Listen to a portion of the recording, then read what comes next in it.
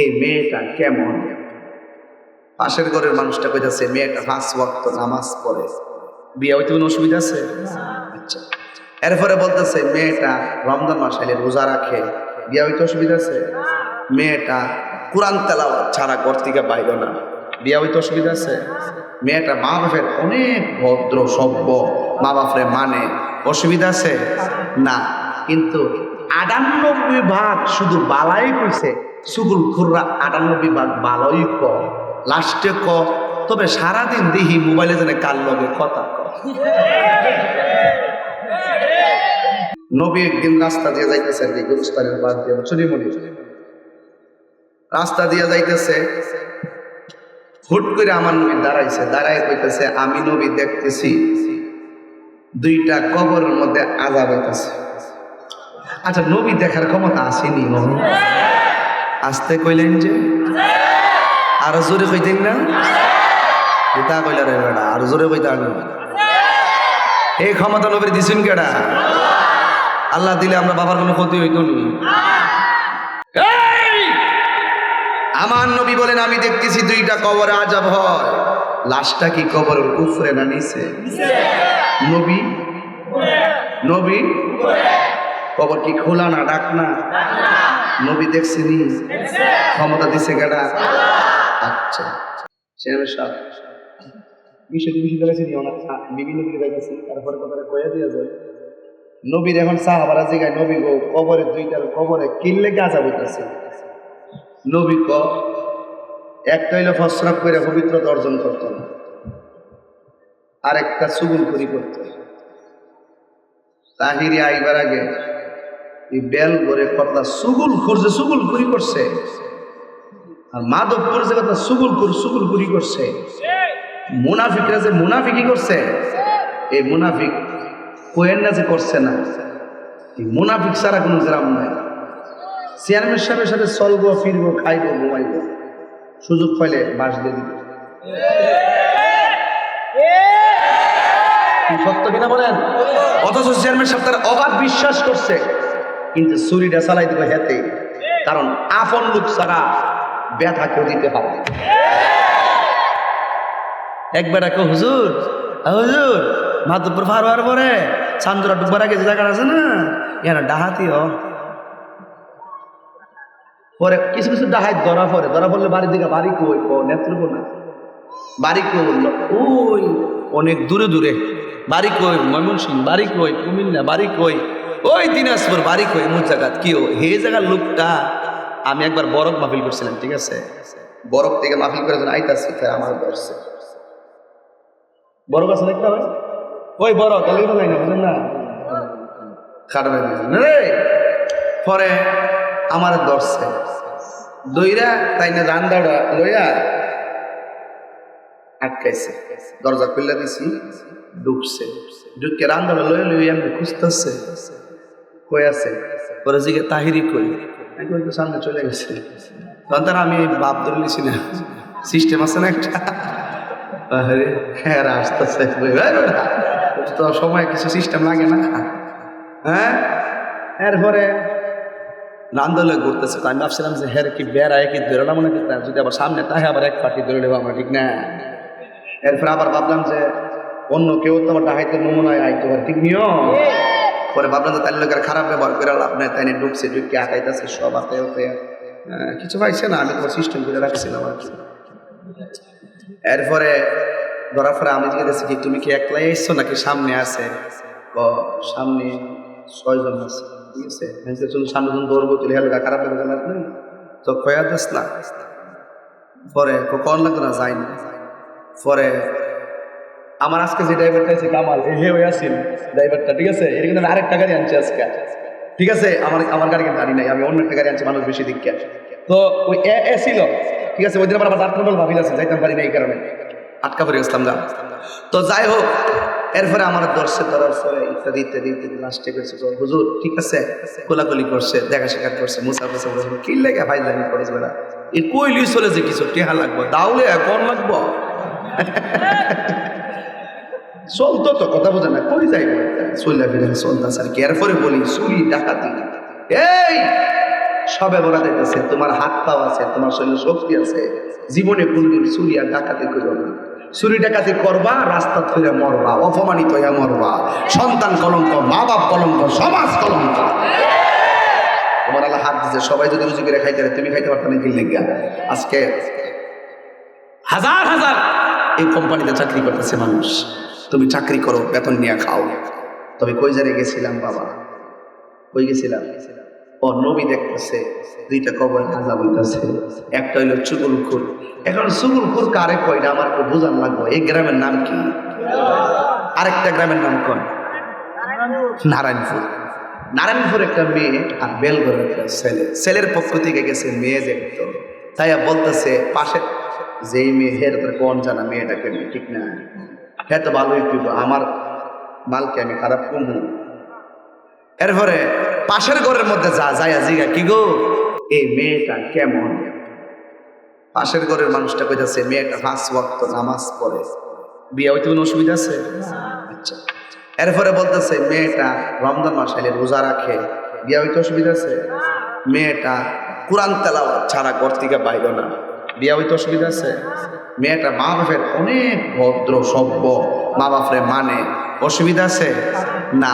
কিন্তু 98% শুধু বালাই কইছে, চুগলখোররা 98% বালাই ক, লাস্টে ক তবে সারাদিন দেখি মোবাইলে যেন কার লগে কথা ক। কি বিয়া হইব নি? হন এই চুগলখোর 98% আমরা লগে মিল্লা থাকবো, সুযোগ পাইলে বরং বাস। কথা বলুন ঠিক কিনা বলুন? এই জন্য রাসূল বলেন চুগলখোর মুনাফিক কাফেররা আমাকে কষ্ট দিয়েছে, এত কষ্ট গায়ে লাগে নাই, মুনাফিকরা আমাকে এত কষ্ট দিয়েছে আমার গায়ে লেগেছে।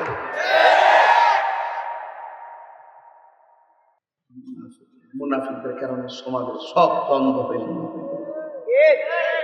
রাসূল কই এই কবরের লোকটা চুগলখড়ি করত, আর এই লোকটা প্রস্রাব করে পবিত্রতা অর্জন করতো না। এটা পোলা পান্দার লাগে দরকার। তোরা মনে করে যে নামাজ যেহেতু পড়ি না, কোরআন শরীফ যেহেতু ধরি না, প্রস্রাব করে ভানিলে লাভটা কি? হাসি খুশিতে ছাইরা দাও যেহেতু, এই জন্য নবী বলেন ইস্তানজিউ আনিল বাউলে ফাইন্নাহু আহমাতু আযাবুল কবর।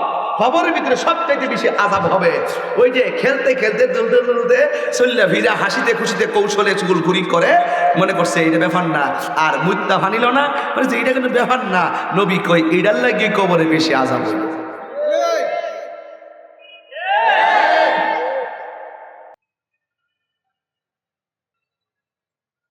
এখন এখানে একটা নবীর শান বোঝাইতাম না আপনারা।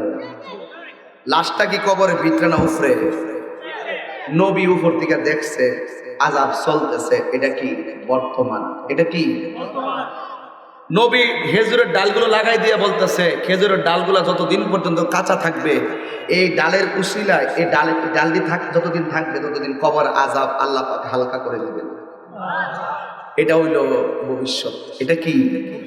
আবার কোন কারণে আযাব হইতেছে, দুনিয়াতে কি আকাম করে গেছে, এটাও নবী কয়া গেছে, কয়া যাচ্ছে। এটা হইল অতীত, অতীত, বর্তমান, ভবিষ্যৎ।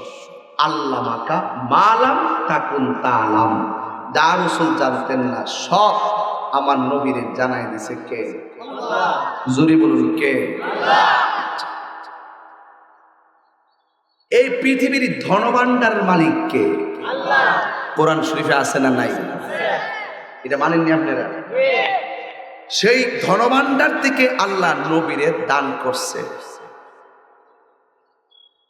ধনভাণ্ডারের চাবি নবীরে দান করছে, এটা বুখারী শরীফের মধ্যে আছে। তো বুখারী শরীফ মানেননি? তাহলে আল্লাহর ধন, আল্লাহ ধন হাকিকতে মালিক কেডা? রাসূলকে দিয়া। বুখারী শরীফের দলিল হয়েছিলি রাসূল যে দিছে।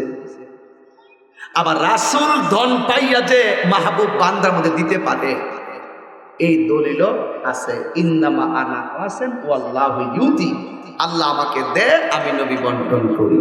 এই বন্টনের ভাগীদার খাজা গরিবে নওয়াজও হতে পারে, গৌসুল আজম আব্দুল কাদের জিলানীও হতে পারে, শাহিন শাহ বুগদাদি হতে পারে, শাহিন শাহ সিরিকুট হতে পারে। কথা বলেন ঠিক না বেঠিক? তো এটা আমার নবীও দিয়েছেন। এই শানটা গাওয়ার পরে আমারে বাংলাদেশের 50-60 জন ফতোয়া দিছে আমি বেঈমান হয়ে গেছি, আমি কাফের হয়ে গেছি, আমি মুশরিক হয়ে গেছি, আমার জুতা দিয়া ফিডাক, আমি এমন জায়গায় ঢুকতে পারতাম না, আমারে বয়কট করক, এমন ডাক দিছে 50 জন আলেম। এটা আপনারা ভাই শুননি? কেউ একটা ফতোয়া দিতে গেলে তারা জিগান লাগতো না? কেউ তুমি এটা কি লেগে গাইছো, এটার মধ্যে তো এই এই সমস্যা, যদি সমস্যা থাকে আমি বলবো কি কি সমস্যা আছে কোন, আমার জিগাইব তুমি যে গাইছো কি লেগে গাইছো, আমি বলবো যে আমি এই এই দলিলে গাইছি। আমারে না জিগাইয়া 26 বছর আগে কবি কবিতা লিখে গেছে, সেইটা আমি 26 বছর পরে আমি গাইছি। এই জীবনে হাজার হাজার লোক গাইলো টাইলো, কোনো ফতোয়া নাই। 26 বছর পরে আমি আইসা এটা গাইছি। আমার কাছে এই ব্যাখ্যা না তালাশ করে আমার ফতোয়া দিয়া সারাটা বাংলাদেশের মধ্যে একটা বেড়া তারা লাগানোর চেষ্টা করতেছে। তবে আমার ফতোয়া দিছে, আমার ব্যাখ্যা যেহেতু স্পষ্ট যে এই তাহিরি 19 বছর ধরে শিরকের বিরুদ্ধে ওয়াজ করে, 19 বছর ধরে কুফুরের বিরুদ্ধে ওয়াজ করে, এই তাহিরি একটা শান গায়া কুফুরি করব, এটা কি পাগলে কি লেগছে? কবি তার বিভিন্ন ভাব নিয়া অনেক জায়গার দলিল একত্র কইরা 2টা লাইনে তার মনের ভাষা প্রকাশ করে, সেইটার উপরে ভিত্তি কইরা বাংলা ছন্দের উপরে ভিত্তি কইরা আমি কইছি আল্লাহ গেছে গায়েব হইয়া। এরা বলছে আল্লাহর ক্ষেত্রে গায়েব শব্দ ব্যবহার করা জায়েজ নাই, আমি কইছি ব্যবহার করলে কোনো অসুবিধা নাই, কারণ গায়েব অর্থ হলো অদৃশ্য। গায়েব অর্থ কি? অদৃশ্য। তা আল্লাহকে কি দেখা যায়? আল্লাহকে কি ধরা যায়? বাস। তো আল্লাহর ক্ষেত্রে গায়েব শব্দ আমি বলছি আল্লাহ গেছে গায়েব হইয়া। এখন ওরা বলতেছে আমি নাকি বলছি আল্লাহর দন রাসূলকে দিয়া আল্লাহ গেছে ফকির হইয়া। আচ্ছা, এটা কি ব্যাখ্যা না অপব্যাখ্যা? আমি বলছি আল্লাহর দন রাসূলকে দিয়ে আল্লাহ গেছে গায়েব হইয়া, ওরা বলতেছে আল্লাহর দন রাসূলকে দিয়ে আল্লাহ গেছে খালি হইয়া। আমি কি এই কথা কইছি? তো আমার ব্যাখ্যা, আমার শানকে ব্যাখ্যা না কইরা অপব্যাখ্যা করছে দিক্কা আমি তার দাঁত ভাঙা জবাব দিছি। আর কোন জায়গায় কথাটা কইছে একবার বলতে যাইয়া 100 বার চিন্তা করা দরকার ছিল যে আমরা সবার বিরুদ্ধে ফতোয়াবাজি করি, তাহিরির বিরুদ্ধে ফতোয়াবাজিরা করলে আমরা টিকতাম ফারুম কিনা, আর আমরা খাড়া থাকতাম ফারুম কিনা, আমরা ইজ্জত সম্মান থাকে কিনা, পাবলিকের সামনে মুনাফিক বইলা চিহ্নিত হবে কিনা, এটা 100 বার চিন্তা করা দরকার ছিল। হয়েছে তো?